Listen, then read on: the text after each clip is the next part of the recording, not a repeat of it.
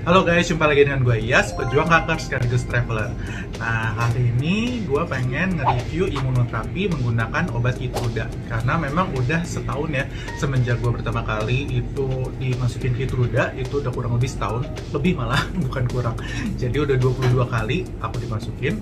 Itu jadi aku rasa udah bisa lah ya aku kasih review so far tuh gimana, supaya dapet gambaran kira-kira imunoterapi itu gimana gitu efeknya ya, efek sama hasilnya seperti apa. Memang ini belum full karena aku agendanya itu adalah 35 kali dan ini baru berlangsung 22 kali ya, setengahnya lebih. Tapi kemarin itu udah ada evaluasinya seperti biasa menggunakan PET scan.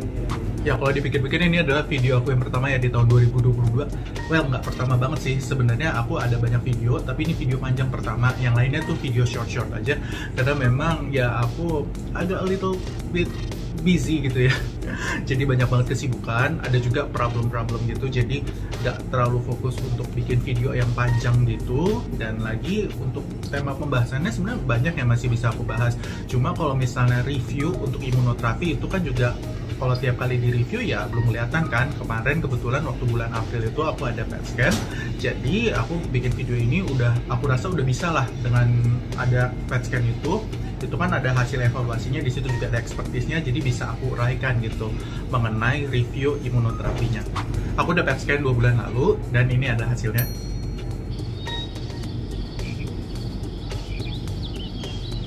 Ya, seperti bisa kalian lihat di situ masih half response ya, atau mixed response, itu kurang lebih sama.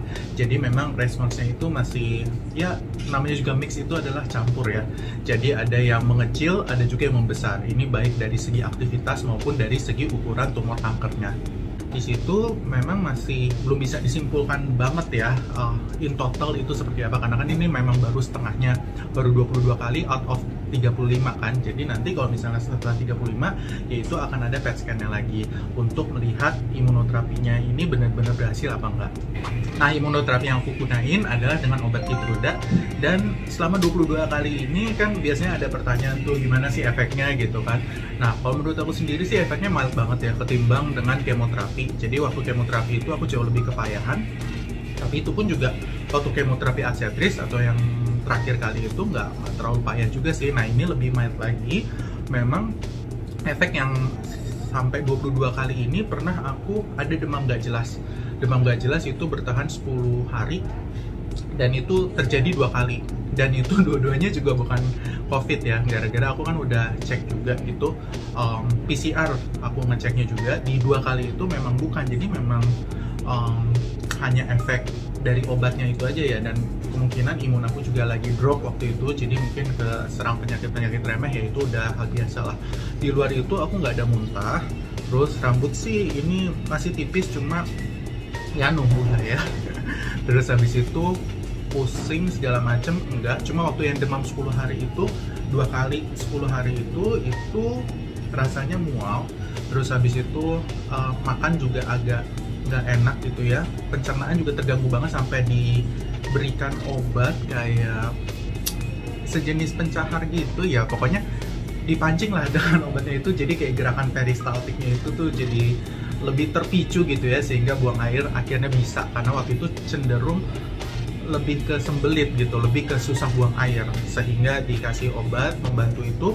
Kemudian akhirnya jadi agak lebih lancar, cuma karena agak dipaksa gerakan peristaltiknya jadi agak sakit. Jadi pokoknya di pencernaan itu nggak karuan lah, itu aja. Terus waktu itu demamnya tuh sampai 39 apa 40 ya, itu nyampe ya. Tapi bukan demam berdarah juga, memang hanya lagi drop aja waktu itu. Terus di samping itu kalau yang biasanya ya, jadi dari 22 kali itu kan yang sekarang ini ke 22 kali. Nah, dari 22 kali dialirkan itu ya demamnya itu juga cuma 2 kali. Sisanya sih aku lebih kayak ke pegel-pegel aja sih.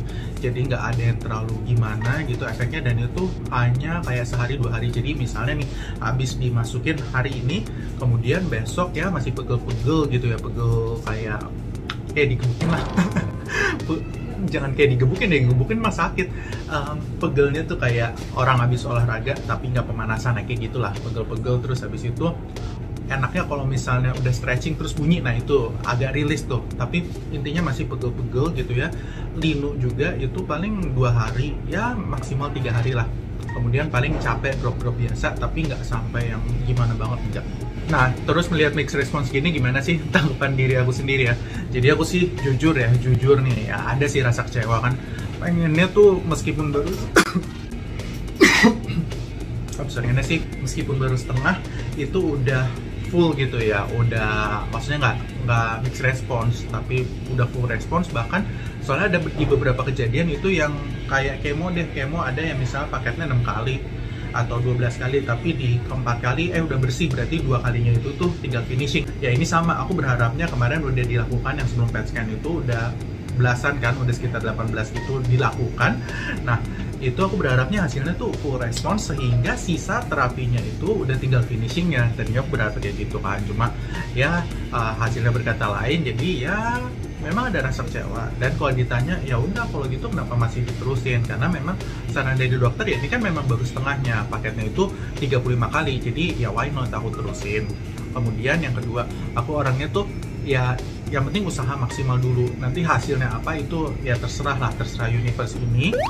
Dan aku juga pernah nge-storyin gitu ya, survei kecil-kecilan. Jadi aku waktu itu nanya, kalian itu orangnya lebih ke percaya yang mana? Pertama, pilihannya adalah lebih percaya kalau misalnya universe ini tidak mengizinkan, kalian berbuat apa aja itu percuma, gak bakal terjadi. Atau yang kedua, apakah kalian percaya kalau misalnya kalau kalian berusaha sekuat tenaga, kemudian itu akan berubah apa yang tadinya universe tidak izinkan, jadi masih bisa berubah gitu ya. Nah, kira-kira kalian pilih yang pertama atau yang kedua? Nah, bagi yang pertama kali mendengar pertanyaan ini, silakan loh komentarnya juga boleh. Kalau aku sebenarnya lebih ke yang kedua. Jadi, aku percaya kalau misalnya universe-nya tadinya ada roadmap tersendiri, tapi kitanya itu berusaha untuk, ya aku maunya ini gitu ya, itu masih bisa berubah pikiran lah si universe ini. Nah, tapi ya banyak juga ternyata yang hasilnya berpikir kalau misalnya memang universe tidak mengizinkan ya itu tidak akan terjadi. Ya terserah sih yang mana aja. Aku pun juga berpikir jadinya aku kan udah berusaha maksimal banget nih 5 tahun ini, tapi kok kayaknya mungkin universe tidak mengizinkan aku untuk sembuh. Mungkin ada rencana lain atau apalah, sehingga ya mau apapun usaha aku ya aku nggak bakal sembuh. Bisa aja kan aku tarik kepikiran seperti itu gitu, dan pernah kepikirannya seperti itu. Tapi aku gini, meskipun universe itu tidak mengizinkan, yang penting aku udah berusaha maksimal. Jadi aku udah melakukan apa yang mungkin aku lakukan di bawah kuasa aku.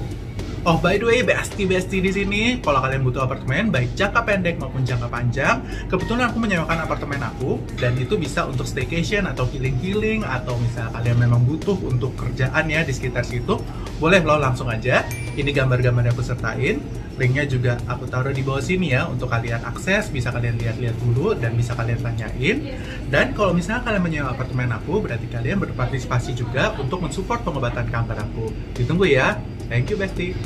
Oke, itulah dia update aku buat hari ini. Thanks for watching. Stay happy, stay healthy, stay safe, and bye-bye.